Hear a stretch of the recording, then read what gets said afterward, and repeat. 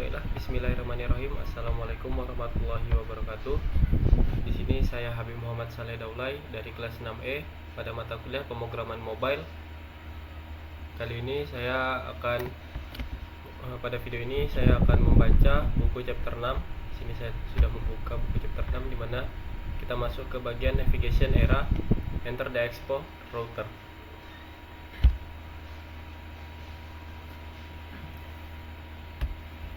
Pertama kita masuk ke file based routing dan Next.js for mobile.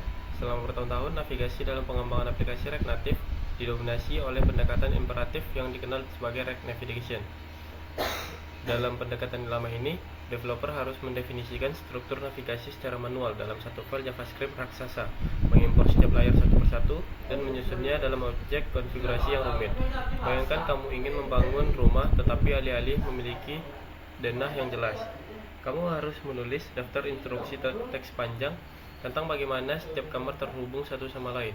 Seiring membesar aplikasi berkonfigurasi, router ini berubah menjadi spaghetti code yang mengerikan, penuh dengan ratusan baris impor dan logika yang bersarang yang sulit dilacak. Jika kamu salah mengetik nama root di satu tempat saja, aplikasi bisa crash tanpa peringatan yang jelas, membuat proses debugging menjadi mimpi buruk. Namun angin segar perubahan telah bertiup dengan kedatangan expo router yang membawa paradigma file-based routing ke dunia mobile. Konsep ini bukanlah hal baru bagi mereka yang pernah menyentuh pengembangan web modern dengan Next.js, tetapi di dunia native ini adalah revolusi. Idenya sangat sederhana namun brilian. Struktur folder di dalam projectmu adalah navigasi aplikasimu. Kamu tidak perlu lagi mendefinisikan root secara manual, cukup buat file bernama home.tsx di dalam folder app, dan secara otomatis root yang dimana /home tercipta. Ini seperti sistem pengarsipan digital di komputermu. Jika kamu membuat folder baru, jalur ke folder itu otomatis terbentuk tanpa kamu perlu mendaftarkannya ke sistem operasi. Kelebihan utama dari sistem ini adalah intuitive mapping atau pemetaan yang intuitif antara apa yang kamu lihat di struktur file dengan apa yang ditampil di layar. Jika kamu melihat file app setting profile.tsx, kamu langsung tahu bahwa layar ini bisa diakses melalui URL setting profile. Tidak ada lagi tebak-tebakan atau pencarian nama variabel navigasi yang membingungkan di seluruh baris kode. Struktur fisik file menjadi single source of truth, memaksa developer untuk menjaga kerapian organisasi folder sejak awal. Jika struktur foldermu berantakan, navigasi aplikasimu juga akan berantakan, sehingga expo router secara tidak langsung mengajarkan disiplin arsitektur yang baik. Selain itu, expo router membawa konsep universal links ke tingkat yang lebih tinggi, menjadikan setiap layar di aplikasimu memiliki alamat URL yang valid secara default. Direct navigation yang lama membuat setiap layar bisa diakses lewat URL membutuhkan konfigurasi tambahan yang sangat teknis dan membosankan. Dengan expo router, karena setiap file udah memetakan dirinya ke sebuah path, fitur ini hadir secara gratis dari kotak. Ini berarti aplikasimu siap untuk dijalankan di web browser dengan navigasi URL yang berfungsi penuh tanpa usaha ekstra. Batas antara aplikasi natif dan website menjadi semakin kabur, memungkinkan kita membangun satu basis kode yang benar-benar lintas platform. Perubahan paradigma ini juga menghilangkan sejumlah besar boilerplate code atau kode basi yang repetitif dulu. Kita harus mengimpor create stack navigator, membungkus aplikasi dengan navigation container, lalu membangun komponen stack.script berulang-ulang. Sekarang semua kerumitan inisialisasi itu ditangani secara otomatis oleh expo router di balik layar. Kamu bisa langsung fokus membuat konten layar atau screen tanpa pusing memikirkan bagaimana layar itu didaftarkan. Ini mempercepat waktu pengembangan secara drastis, memungkinkan kita untuk melakukan prototyping fitur baru dalam hitungan menit, bukan jam. Kita masuk ke bagian 2, yang dimana itu the stack navigator history as a card deck. Konsep navigasi yang paling fundamental dalam aplikasi mobile adalah stack navigator, yang bekerja persis seperti tumpukan kartu remi di atas meja. Ketika kamu membuka aplikasi dengan menekan sebuah tombol dan untuk pindah ke layar baru tersebut tidak menggantikan layar lama, melainkan diletakkan di atas layar lama. Layar lama masih ada di sana, hidup di memori, menunggu di bawah tumpukan untuk dipanggil kembali. Ini berbeda dengan navigasi web tradisional di mana halaman baru biasanya menggantikan halaman lama sepenuhnya.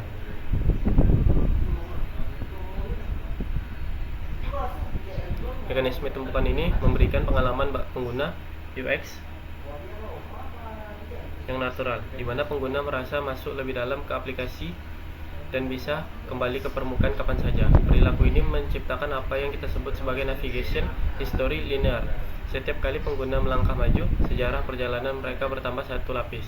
Tombol back di pojok kiri atas berfungsi sebagai perintah pop yang mengambil kartu paling atas dan membuangnya, sehingga kartu di bawahnya terlihat kembali karena layar sebelumnya tidak pernah dihancurkan. Statusnya tetap terjaga, teks yang sudah diketik di form layar sebelumnya tidak akan hilang saat pengguna kembali. Ini adalah fitur krusial yang membedakan aplikasi natif berkualitas tinggi dengan situs web seluler yang sering merefresh halaman saat tombol back ditekan. Namun manajemen memori pada stack navigator adalah pedang bermata dua yang harus diwaspadai oleh setiap developer. Jika kamu terus-menerus melakukan push layar baru tanpa melakukan pop, tumpukan itu akan menjadi sangat tinggi hingga memakan habis RAM perangkat. Bayangkan pengguna yang masuk ke detail produk A, klik produk B, lalu produk C, dan seterusnya hingga 50 kali. 50 layar tersebut akan menumpuk di memori. Oleh karena itu, kita harus bijak menggunakan metode navigasi. Gunakan push untuk masuk lebih dalam, tapi gunakan replace atau reset jika kita ingin mengganti konteks sepenuhnya. Replace akan menukar kartu teratas dengan kartu baru tanpa menambah tinggi tumpukan.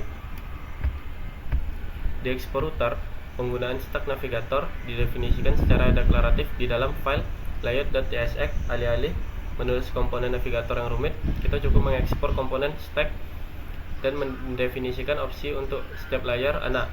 Kita bisa mengatur judul header, warna tombol back, atau bahkan menyembunyikan header sepenuhnya hanya untuk beberapa baris kode konfigurasi. Fleksibilitas ini memungkinkan kita mengontrol tampilan navigasi per layar dengan sangat presisi namun tetap terpusat. Export router membaca file layout ini dan secara otomatis membungkus semua file di dalam folder tersebut dengan logika tumpukan yang benar. Salah satu fitur visual yang paling memuaskan dari stack navigator adalah transition animation bawaan yang halus. Di iOS, layar baru meluncur dari kanan ke kiri, sementara layar lama bergeser sedikit dengan efek parallax yang elegan. Di Android, transisi standar biasanya berupa efek fade dan scale di bawah atau tengah. Animasi ini bukan sekedar hiasan, ia memberikan petunjuk spasial kepada otak pengguna tentang di mana posisi mereka dalam hierarki aplikasi. Export router memungkinkan kita menggunakan animasi natif ini tanpa konfigurasi apapun. Membuka aplikasi terasa mahal dan terpoles dengan baik secara instan. Selanjutnya kita masuk ke bagian 3 di mana tabs and layout, yang dimana itu parallel universe. Jika stack navigator adalah tentang perjalanan linear maju mundur, maka tab navigator adalah tentang berpindah antar dunia paralel yang setara. Bayangkan sebuah rumah dengan beberapa ruangan utama, ruang tamu, dapur, dan kamar tidur. Kamu tidak masuk ke dapur dari ruang tamu dalam artian menumpuk ruangan, melainkan kamu berpindah ke lokasi. Dalam aplikasi, ini biasanya direpresentasikan oleh menu bar di bagian bawah layar. Tab memungkinkan pengguna berpindah ke konteks utama dengan satu ketukan tanpa kehilangan status di masing-masing tab tersebut. Jika kamu men-scroll jauh ke bawah di tab home, lalu pindah ke tab profil dan kembali lagi ke home, posisi scrollmu di home harus tetap sama. Disinilah konsep persistent layout di export router menjadi sangat vital melalui file sakti bernama _layout.tsx. File ini bertindak sebagai bingkai foto yang tetap diam, sementara foto di dalamnya berganti-ganti ketika kita mendefinisikan navigasi tab di dalam _layout.tsx. Komponen navigasi tersebut hanya dibuat satu kali saat aplikasi pertama kali dibuka. Saat pengguna berpindah antar tab, bagian footer dan header tidak akan dirender ulang. Hal ini sangat penting untuk performa dan pengalaman pengguna, karena kita tidak ingin menu bawah berkedip atau hilang sejenak setiap kali kita mengganti halaman. Layout yang persisten menciptakan ilusi kestabilan aplikasi yang kokoh. Export router menyederhanakan perbuatan tab ini dengan komponen yang bekerja mirip dengan stack di dalam layout TSX, kita mendefinisikan setiap tab dengan komponen tab screen, memberikan nama root, icon, dan label. Hebatnya, explorer secara otomatis memetakan nama file di folder tersebut ke slot tab yang tersedia. Jika kamu punya file index.tsx, explorer.tsx, dan profile.tsx di folder, dan kamu mengkonfigurasi underscore layout.tsx di folder yang sama, Expo akan merakit sistem navigasi yang berfungsi penuh secara otomatis. Penggunaan tanda kurung pada folder disebut group syntax, yang memberitahu router bahwa folder ini hanyalah untuk pengelompokan logis dan tidak mempengaruhi jalur URL. Salah satu tantangan dalam navigasi tabs adalah menangani nested navigation atau navigasi bersarang. Seringkali di dalam tab kita ingin pengguna menekan sebuah item dan masuk ke layar detail. Di sini terjadi pertemuan antara konsep tabs dan stack. Tab adalah wadah utamanya, tetapi di dalam setiap tab sebenarnya terdapat stack independen masing-masing. Explorer menangani kompleksitas ini dengan sangat elegan melalui struktur folder hierarkis. Kamu bisa memiliki folder home yang ada di dalamnya ada layout.tsx dan index.tsx, lalu seluruh folder home itu menjadi salah satu anak dari menavigasi tabs utama. Struktur folder mencerminkan struktur navigasi. Tab membungkus stack membungkus layar. Selain itu, layout persistent memungkinkan kita menempatkan elemen UI global yang harus selalu terlihat di atas semua halaman, seperti pemutar musik di MIDI di Spotify atau notifikasi TOS. Dengan menempatkan komponen tersebut di layout.tsx utama, komponen itu akan melayang di atas seluruh aplikasi dan tidak akan terganggu saat navigasi berpindah. Ini adalah arsitektural yang powerful untuk menjaga komunitas pengalaman pengguna. Kita tidak perlu meletakkan komponen pemutar musik di setiap halaman satu persatu, cukup satu kali di layout induk dan ia akan ada di sana selamanya. Kita masuk ke bagian 4, di mana dynamic routes and looks the wildcard. Di dalam aplikasi yang nyata, kita jarang membuat halaman statis yang berdiri sendiri. Sebaliknya, kita membuat pola halaman template yang diisi dengan data berbeda. Contohnya halaman profil pengguna. Tidak mungkin kita membuat file fisik untuk setiap juta pengguna, setiap user TSX, user 2 TSX, dan seterusnya. Di sinilah dynamic routes masuk sebagai penyelamat, memungkinkan kita membuat salah satu file cetakan yang bisa menangani berbagai variasi URL. Di Explorer kita menggunakan tanda kurung siku pada nama file atau folder untuk menandakan bahwa bagian tersebut adalah parameter dinamis, sering disebut sebagai slope. Jika kamu membuat file dengan nama id.tsx di dalam folder user, maka root ini akan cocok dengan URL apapun yang memiliki pola user 123, user ABC, atau user Bambang. Misalnya, string 123 ABC atau Bambang tersebut akan ditangkap sebagai parameter bernama id. Konsep ini mirip dengan variabel dalam aljabar, di mana bisa berupa apa saja. Explorer secara cerdas memparsing URL tersebut dan menyediakan nilai parameter itu ke dalam komponen melalui hook khusus. Ini mengubah cara kita memandang file. File bukan lagi sekedar halaman statis, melainkan fungsi yang menerima input dari URL dan menghasilkan output tampilan yang sesuai. Untuk mengakses nilai parameter dinamis ini, kita menggunakan hook use local search params. Hooks ini mengembalikan sebuah objek yang berisi semua parameter yang ada di URL saat ini. Misalnya di dalam id.tsx kita bisa menulis const id use local search params. Jika pengguna membuka URL atau user 42, variabel id akan bernilai string 42. Kita kemudian bisa menggunakan id ini untuk memanggil API ke backend, mengambil data detail pengguna nomor 42 dan menampilkan di layar. Proses ini terjadi secara sinkron dan instan saat komponen di mount menjadi URL sebagai state global yang menggerakkan logika aplikasi. Selain parameter jalur seperti ID, Explorer menangani parameter query standar web, seperti menggabungkan kedua jenis parameter ini ke dalam satu objek yang mudah diakses. Ini berarti kita bisa membuat fitur pencarian atau filter yang shareable jika pengguna memfilter daftar produk dan menyalin linknya ke teman. Teman tersebut akan melihat hasil filter yang sama persis karena status filter tersimpan di URL, bukan di variabel lokal memori HP. Ini adalah langkah besar menuju aplikasi mobile yang berperilaku transparan seperti web. Explorer juga mendukung konsep REST parameter dengan sintaks.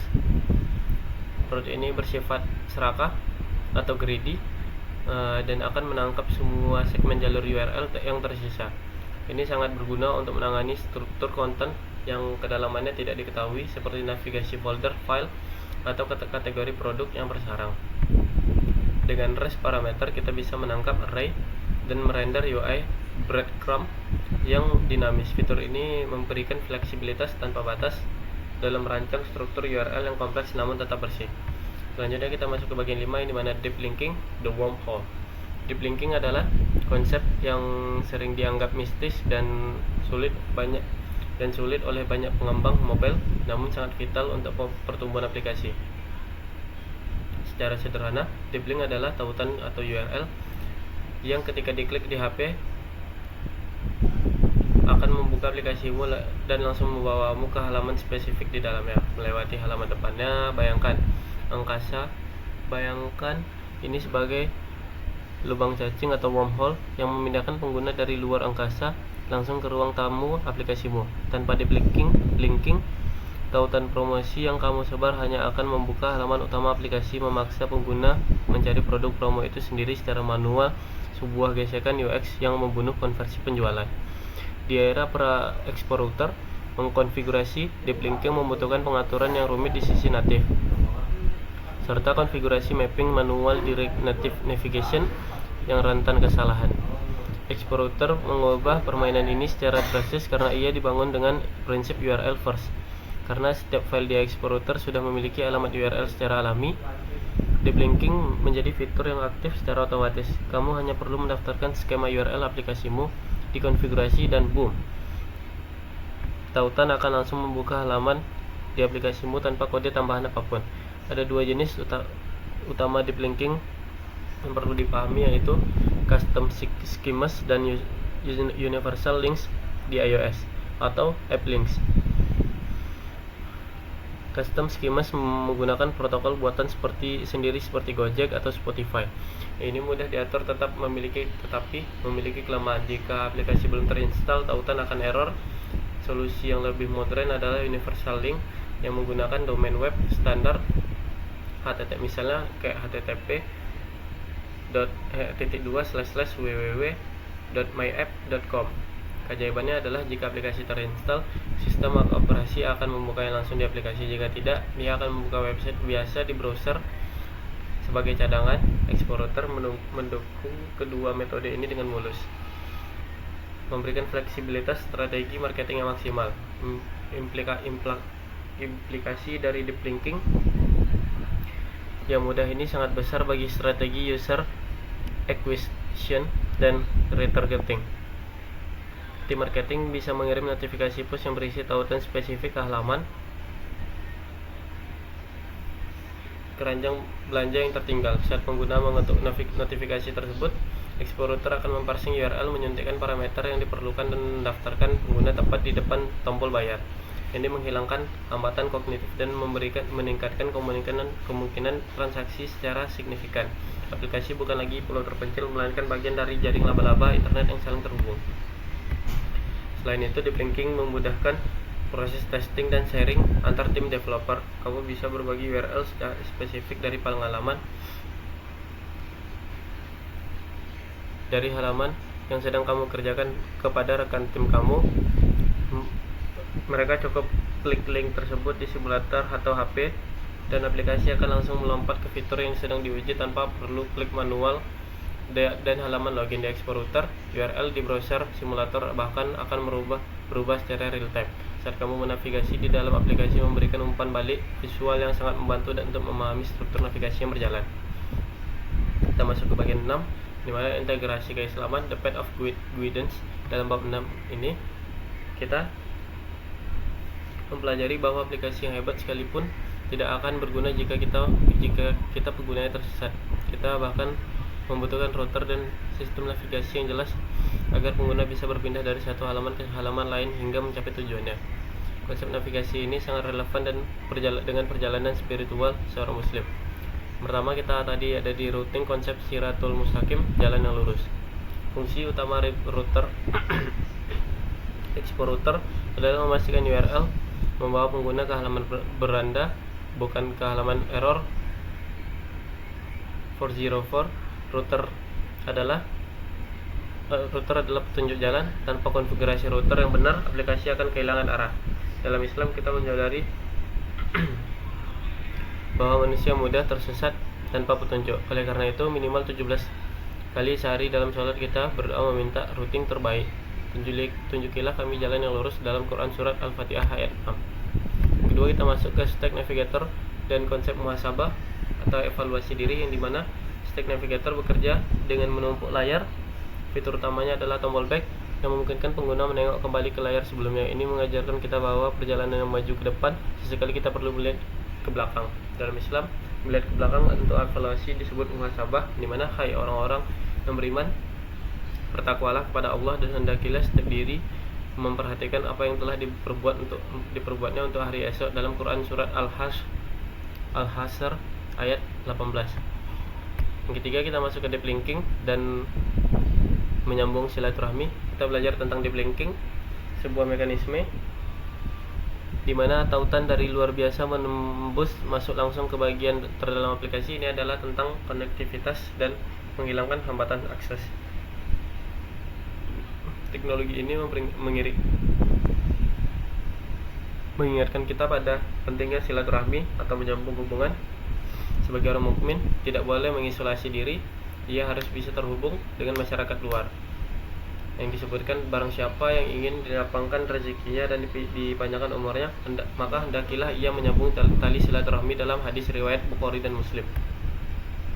Kita masuk ke bagian 7 yang dimana ini rangkuman. Berikut adalah rangkuman esensial dari bab 6, The Navigation Era, Enter the Expo Router, yang membahas revolusi navigasi modern berbasis struktur file. Pertama, kita tadi ada membahas file based routing, the Next.js 5, tinggalkan cara lama navigation yang ribet dengan konfigurasi manual. Yang pertama, kita tadi ada membahas folder, ini mana URL di Expo Router, struktur foldermu adalah navigasimu. Buat file home.tsx dan di folder app dan root home otomatis tercipta, mirip seperti framework Next.js di web. Lalu kita ada membahas single source of truth, tidak ada lagi file konfigurasi router raksasa yang membingungkan. Navigasi menjadi intuitif dan terorganisir sesuai lokasi file. Kedua, kita tadi membahas Stack Navigator, tumpukan kartu, navigasi linear untuk sejarah perjalanan maju mundur. Tadi kita ada menyinggung push and pop, layar baru ditumpuk di atas layar lama yang dikatakan push, dan tombol kembali membuang layar atas yang disebut pop. Lalu kita juga membahas memory warning, hati-hati menumpuk terlalu banyak layar tanpa pernah dibersihkan, bisa memakan RAM. Gunakan router.replace jika tidak perlu kembali ke layar sebelumnya. Yang ketiga ada tabs and persistent layout, navigasi sejajar untuk menu utama seperti Instagram atau WhatsApp. Kita membahas layer.tsx, file sakti yang bertindak sebagai bingkai tetap saat berpindah tab. Header dan footer tidak dirender ulang, menjaga performa dan kestabilitasan visual. Lalu kita membahas hierarki, aturan bakunya adalah tabs membungkus tags, jangan terbalik. Lalu yang keempat, dynamic routes and slope, satu cetakan banyak isi, menangani halaman yang datanya berubah-ubah. Kita membahas sintaks, di mana gunakan kurung siku untuk membuat route dinamis. Lalu kita juga membahas use local search params hooks untuk menangkap data parameter dari URL tersebut agar bisa dipakai memanggil API. Terakhir kita masuk ke bagian 5, yaitu deep linking, lubang cacing, menghubungkan dari luar web email langsung ke dalam fitur spesifik aplikasi, yang dimana kita membahas URL first, karena Expo Router berbasis URL. Deep linking aktif secara otomatis. Link my app produk akan langsung membuka halaman detail produk nomor 5 melewati halaman depan sangat vital untuk marketing dan sharing. Mungkin itu saja yang kita bahas pada bab ke-6 kali ini. Saya Habib Muhammad Saleh, saya akhiri. Wabillahi taufiq wal hidayah. Wassalamualaikum warahmatullahi wabarakatuh.